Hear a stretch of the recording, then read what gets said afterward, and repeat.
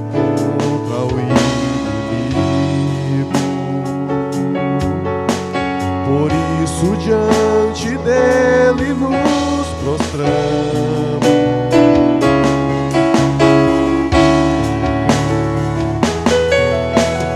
Queremos o teu nome engrandecer e agradecer-te por tua obra em nossas vidas. Estamos em teu infinito amor, pois só tu és o Deus eterno sobre toda a terra e céu.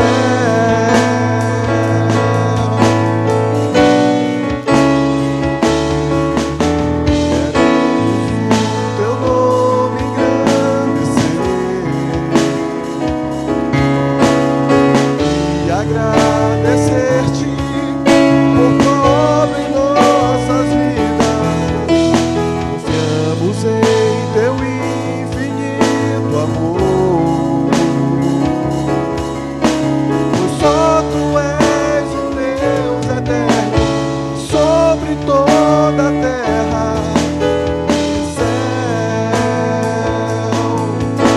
Pois só tu és o Deus eterno sobre toda a terra e céu.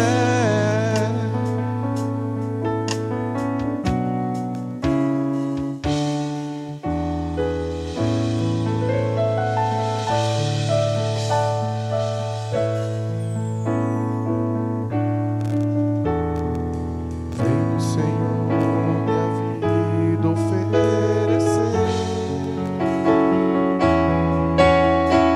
como oferta de amor e sacrifício. Quero a minha vida a te entregar como oferta viva em teu altar. Venho, Senhor, minha vida oferecer como oferta de amor e sacrifício. Quero a minha vida a te entregar como oferta viva em teu altar.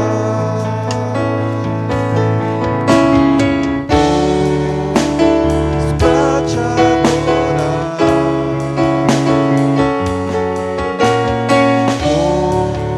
foi que eu nasci.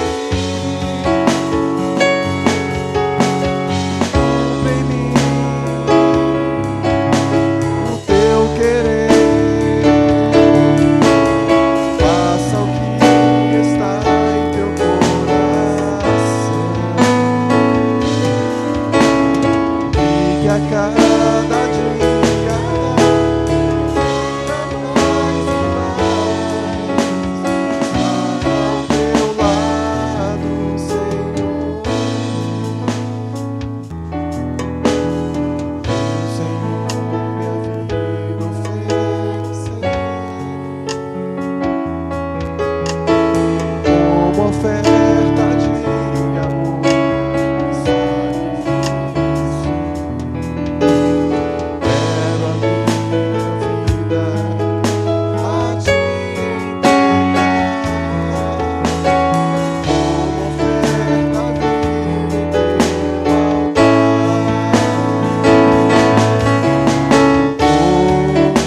Pois pra te adorar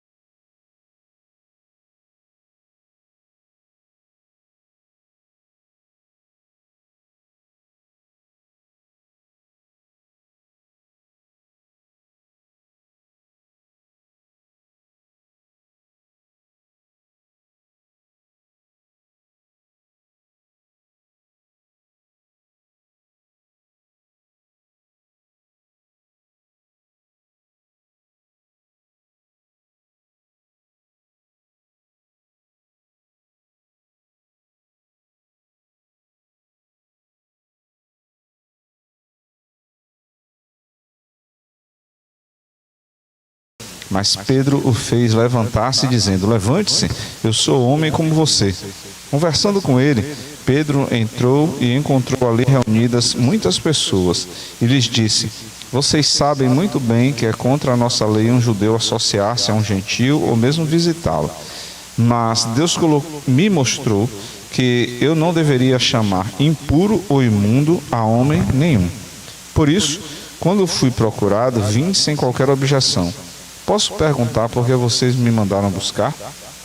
Cornélio respondeu: há 4 dias eu estava em minha casa, orando a esta hora, às 3 horas da tarde. De repente apresentou-se diante de mim um homem com roupas resplandecentes, que disse: Cornélio, Deus ouviu a sua oração e lembrou-se de suas esmolas. Mande buscar em Jope a Simão, chamado Pedro. Ele está hospedado na casa de Simão, o curtidor de couro, que mora perto do mar. Assim mandei buscar-te imediatamente, e foi bom que tenhas vindo. Agora estamos todos aqui na presença de Deus para ouvir tudo o que o Senhor te mandou dizer-nos. Então Pedro começou a falar: agora percebo verdadeiramente que Deus não trata as pessoas com parcialidade, mas de todas as nações aceita todo aquele que o teme e faz o que é justo. Vocês conhecem a mensagem enviada por Deus ao povo de Israel, que fala das boas novas de paz por meio de Jesus Cristo, Senhor de todos. Sabem o que aconteceu em toda a Judéia, começando na Galiléia, depois do batismo que João pregou. Como Deus ungiu Jesus de Nazaré com Espírito Santo e poder, e como ele andou por toda parte fazendo o bem e curando todos os oprimidos pelo diabo, porque Deus estava com ele. Nós somos testemunhas de tudo o que ele fez na terra dos judeus e em Jerusalém, onde o mataram, suspendendo-o no madeiro. Deus, porém, o ressuscitou no 3º dia e fez que ele fosse visto, não por todo o povo, mas por testemunhas que designara de antemão, por nós que comemos e bebemos com ele depois que ressuscitou dos mortos. Ele nos mandou pregar ao povo e testemunhar que foi a ele que Deus constituiu juiz de vivos e de mortos. Todos os profetas dão testemunho dele, de que todo o que nele crê recebe o perdão dos pecados mediante o seu nome. Enquanto Pedro ainda estava falando estas palavras, o Espírito Santo desceu sobre todos os que ouviam a mensagem. Os judeus convertidos que vieram com Pedro ficaram admirados de que o dom do Espírito Santo fosse derramado sobre os gentios, pois os ouviam falando em línguas e exaltando a Deus. A seguir, Pedro disse: pode alguém negar água, impedindo que estes sejam batizados? Eles receberam o Espírito Santo como nós. Então ordenou que fossem batizados em nome de Jesus Cristo. Depois pediram a Pedro que ficasse com eles alguns dias. Vamos orar mais uma vez? Querido Deus, aqui estamos, Senhor, na Tua presença para Te agradecer por Tua misericórdia, por Tua palavra falando aos nossos corações, pelas músicas, pela BD, Senhor, Te bendizemos e agora Te imploramos por entendimento e discernimento da Tua palavra lida nesta hora. Continua, Senhor, a falar conosco agora através da exposição da Tua palavra, que o Teu nome seja engrandecido em nossas vidas. Essa é a nossa oração em nome de Jesus. Amém e amém. Senta um pouquinho, irmãos. Beber desse chá milagroso aqui. Está quente. A gente tem uma sequência. Aos domingos pela manhã nós estamos estudando o livro de Atos dos Apóstolos. E nós temos uma sequência de capítulos aqui muito preciosa, que é essa sequência de 9, 10 e 11. Na verdade, todo o livro de Atos é muito precioso, né? Mas esses capítulos são extremamente esclarecedores sobre a história da igreja. E agora, quando nós estamos concluindo o capítulo 10, ele mostra muito da história, da evolução do cristianismo naquele primeiro século cristão. E uma das coisas que a gente sempre chama atenção é que a evolução do Evangelho, ela se deu quase que na sua totalidade no meio do povo judeu. Mas Jesus era de origem judaica, os discípulos todos eram de origem judaica, E quando o cristianismo cresceu, a sua primeira manifestação foi entre os judeus. Contudo, a visão do judeu, a sua forma, que é expressada pelo próprio Pedro, aqui no versículo 28, quando ele fala para Cornélio: vocês sabem muito bem que é contra a nossa lei um judeu associar-se a um gentio ou mesmo visitá-lo.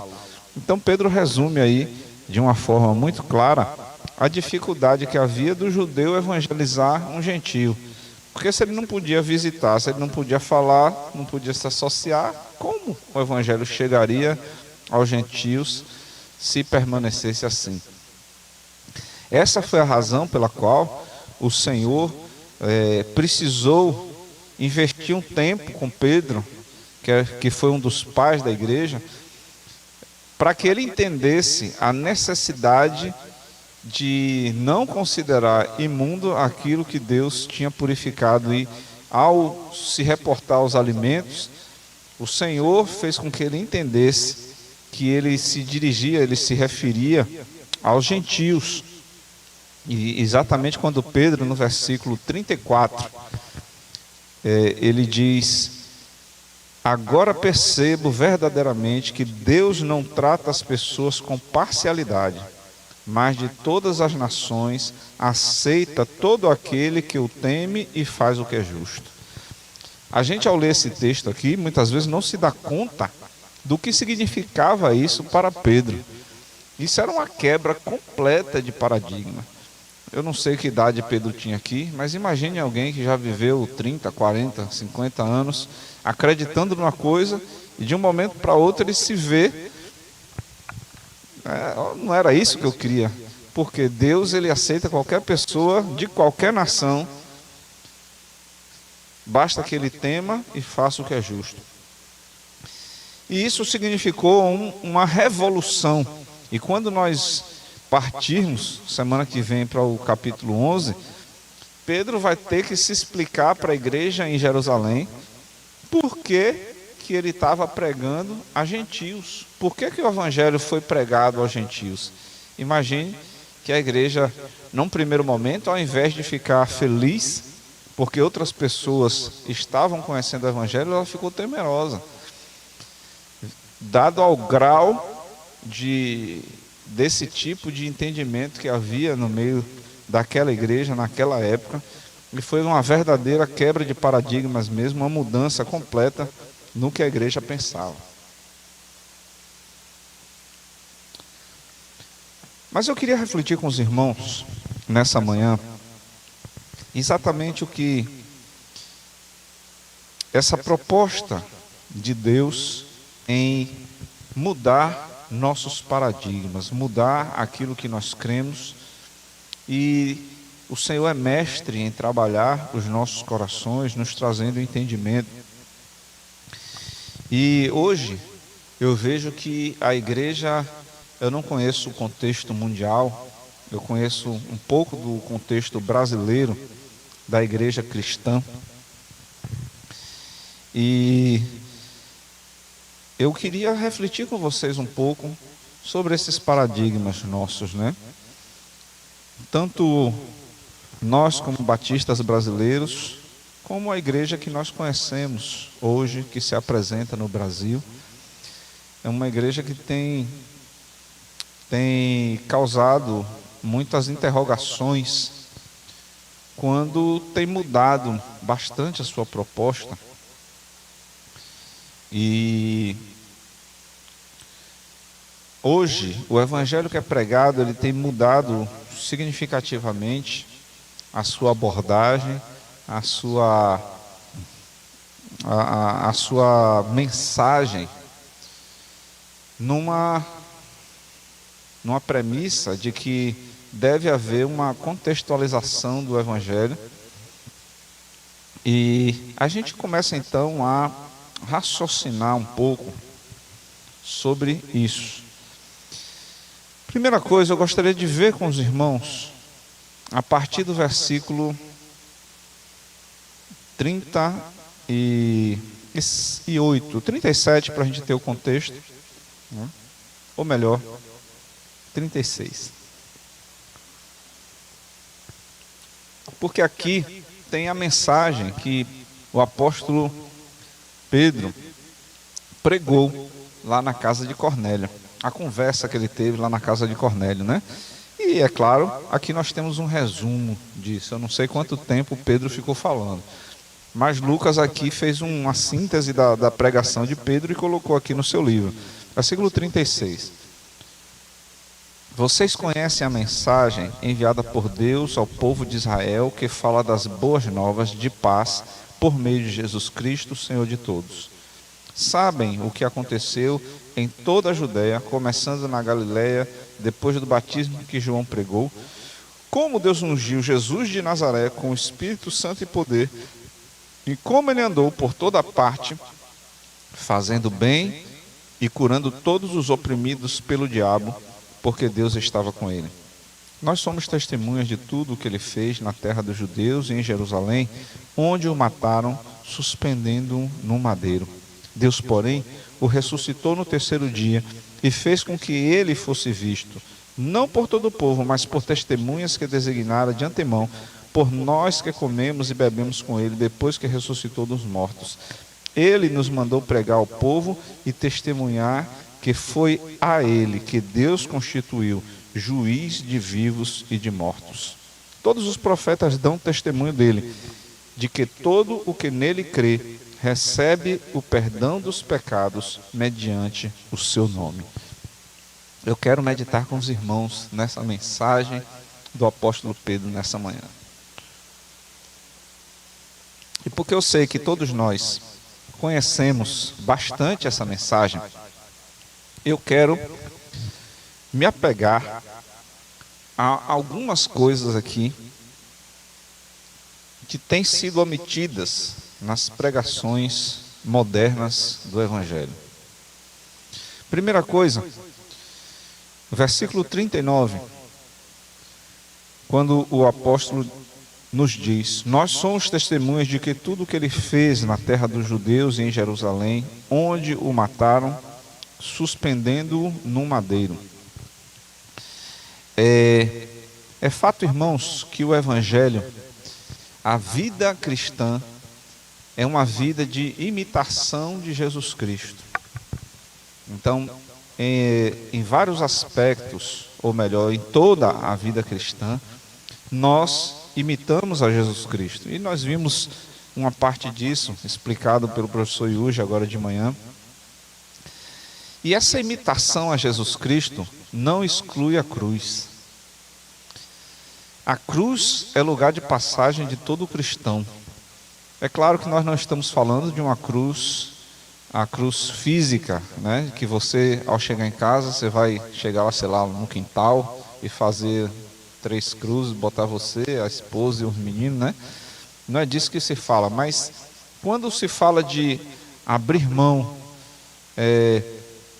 crucificar o seu eu, a gente fala das nossas paixões, das nossas vontades, dos desejos, do nosso caráter, das nossas tempestividades.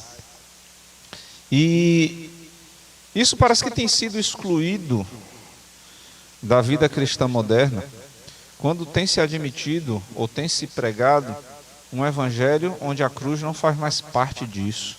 Mas o cristão moderno não tem menos necessidade de santidade do que o cristão primitivo.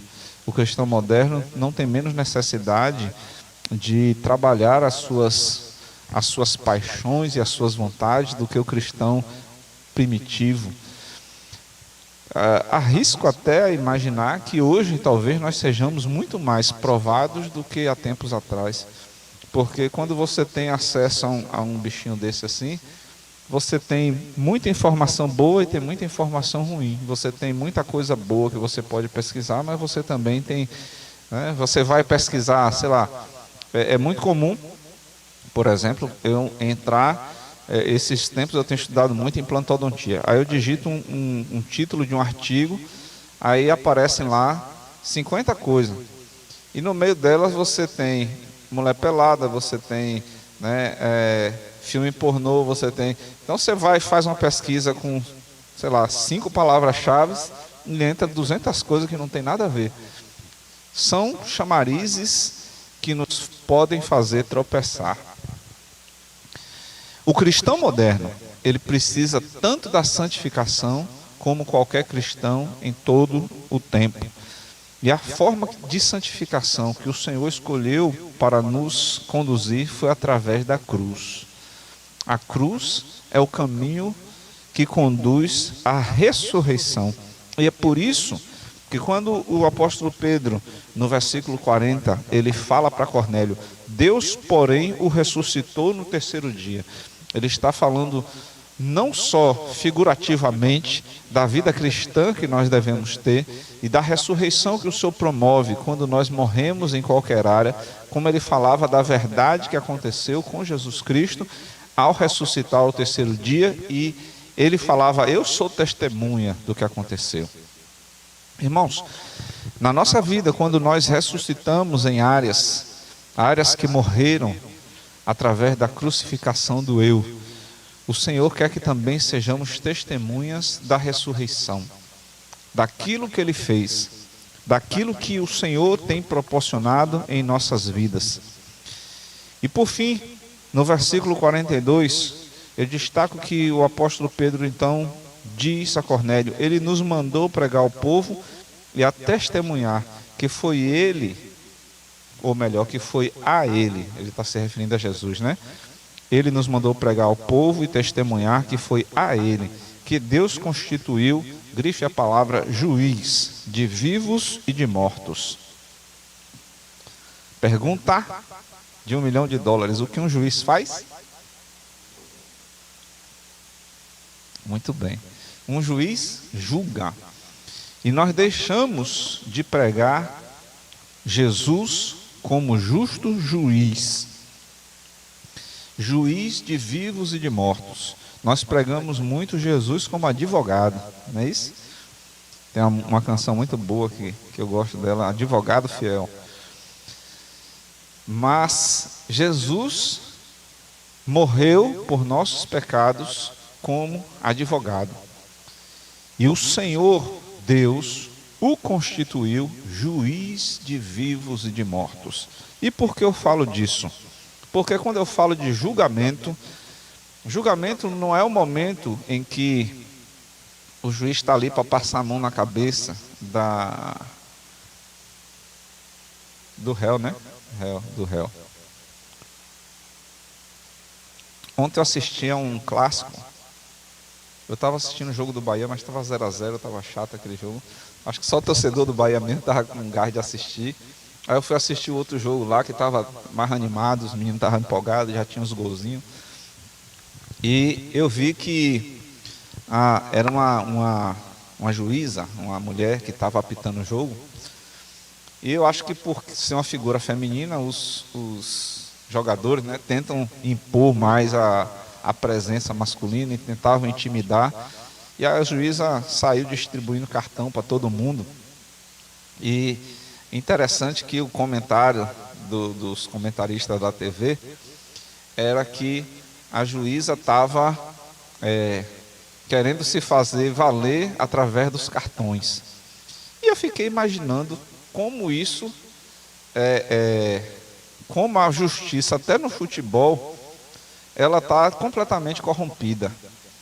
Quando um jogador peita a autoridade e a autoridade aplica a pena que é devida, o comentarista, ao invés de ficar a favor do cara que aplicou a pena, ele fica a favor do infrator. É isso que nós vemos em toda a sociedade o tempo todo, né? Aquela inesquecível pesquisa de grande poder científico feita por uma apresentadora da TV brasileira numa rede famosa aí, quando admitindo uma situação, você está num tiroteio, um policial recebe um tiro, um bandido recebe um tiro, você vai dar assistência primeiro a quem? E curiosamente, da sua plateia, muitas pessoas disseram que ajudariam primeiro o bandido. É um retrato da nossa sociedade. E isso se mostra também no meio da igreja. Como? Nós queremos que Deus passe a mão na cabeça de todo mundo. Eu falo a mão na cabeça porque incluo a minha, né? A gente quer que Deus nos perdoe irrestritamente, independente do que a gente faça, que a gente não venha a pagar nada por nossos atos. Mas a verdade é que Jesus veio como advogado, mas agora ele é juiz de vivos e mortos. E o que é juiz? O juiz ele vai olhar o que o cidadão fez, vai analisar mediante o código que for usado para que estiver em vigor e vai aplicar o código. O juiz não está ali para sentir pena do réu, para sentir raiva do réu, aumentar a sua pena porque ele achou aquele cara miserável, ou diminuir a pena porque achou o camarada bonzinho. O juiz está ali para julgar. O que é que ele fez? Isso. Qual é a pena para quem faz isso? Aquilo. Ponto. Acabou. Quando Jesus vier agora, ele retornará, e a gente precisa pregar a volta de Cristo. Nós precisamos pregar que ele virá como juiz de vivos e mortos. E a igreja deixou de falar disso. Jesus virá julgar a mim e a você, tanto os vivos como os mortos. E interessante que quando Pedro falava essas palavras, enquanto Pedro pregava, o Espírito Santo desceu, foi derramado sobre os gentios. E é curioso como Lucas escreve aqui e detalha esse evento. Eu não vi em outras traduções. Como é que está aí nas traduções de vocês? O versículo 39. O Espírito Santo foi derramado até sobre os gentios. É assim que está na de vocês? Como é que está na de vocês aí? Atos 10, 39. Deixa eu ver aqui, em outras versões. Então você está que nem eu. Vou botar aqui na revista e corrigida. Só para a gente comparar uma coisa aqui. Atos 10, 39. Cadê a versão?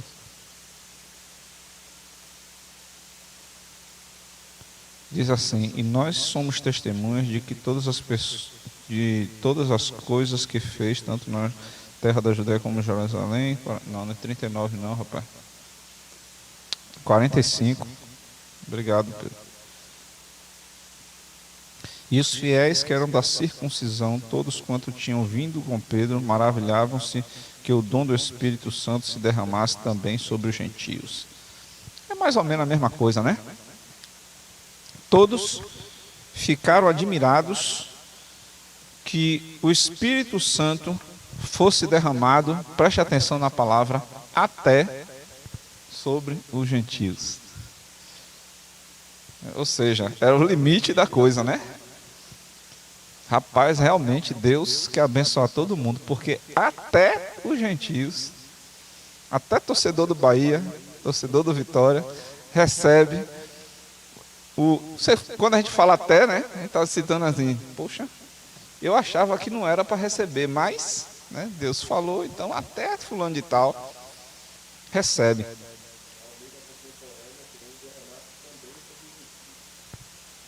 Foi mais generoso, né? Foi mais generoso. Então veja, até Lucas, que foi um dos escritores sagrados, deixou claro essa resistência que havia do judeu receber o gentio como um possível filho de Deus também. Mas quando a mensagem do Senhor, a verdadeira mensagem do Evangelho, ela é pregada, até quem nós julgamos que não é merecedor dessa palavra, é também alcançado. E uma coisa que é difícil para a gente muitas vezes é entender que aquela pessoa que a gente não gosta, aquela pessoa que de vez em quando diz umas coisas para a gente, né? Jesus morreu por aquela pessoa também. Jesus morreu pelas pessoas que não votam no mesmo candidato que a gente. Jesus morreu pelas pessoas que estão encarceradas, pelas pessoas que, sei lá, têm gostos diferentes do nosso. Jesus morreu por essas pessoas também. E o que é que o Espírito Santo mostrou através desse capítulo com Pedro? É que todas as pessoas precisam ouvir desse evangelho. Todas as pessoas precisam ouvir do evangelho da salvação. E todas as pessoas precisam, merecem ouvir o evangelho verdadeiro. O evangelho inteiro. Eu não tenho capacidade de filtrar, eu não tenho autoridade de filtrar o evangelho para ninguém. Eu não tenho o direito de ter pena, de pregar o evangelho e ficar com medo, usando as palavras mais modernas, né? Com medinho de falar do inferno para as pessoas. Por quê? Eu posso estar deixando que aquela pessoa, por não conhecer a verdade, vá para o inferno. Eu não posso deixar de falar o evangelho completo, porque hoje a gente tem medo de que a pessoa fique ofendida, porque a gente acha que nós estamos julgando ele. Não, você fala o evangelho, é o Espírito Santo que vai trabalhar. Ele pode simplesmente não aceitar o que você vai dizer, é um direito dele. Ele está exercendo o seu direito, mas nós temos o dever de falar que há um abismo e que se ele continuar na mesma direção, ele vai cair no abismo. Voltemos ao evangelho. O raciocínio de hoje, a mensagem de hoje é exatamente essa. Voltemos ao evangelho. Irmãos, nós não precisamos parecer com o mundo para que a igreja fique atrativa para o mundo. Isso eu falo com muito carinho e falo com muito respeito, temor e tremor. E falo com muito carinho. A gente tem aqui o Ministério de Louvor quase todo completo. Uma das coisas que mais pecamos, e a música é um excelente instrumento, gente. Não tem, poucos instrumentos são falam tanto conosco, com as pessoas, como a música. Mas não se engane, não é fazendo musiquinhas, água com açúcar, que nós vamos chamar as pessoas para Cristo. Não é a emoção que traz as pessoas para Cristo, mas é a consciência de que somos pecadores, que estamos condenados ao inferno e que Jesus Cristo vai voltar e que se nós não vivermos, não mudarmos, não entendermos que Ele, somente Ele é Senhor, que Ele é a única esperança, está aqui, né? Que Ele é a única esperança. Se nós não pregarmos isso, nós estamos condenando os nossos amigos, condenando as pessoas que estão próximas. Então, por favor, peçam ao Senhor coragem, peçam ao Senhor destemor, peçam ao Senhor as palavras certas, porque a gente pode falar a verdade com amor e não com rispidez, né? Que Ele nos dê a linguagem correta, mas nos dê também o destemor para falar o que precisa ser falado, porque ao falar isso com unção, as pessoas entenderão o Evangelho. Creia nisso, pregue o Evangelho verdadeiro. Não se faça de meias palavras, não deixe as coisas subentendidas.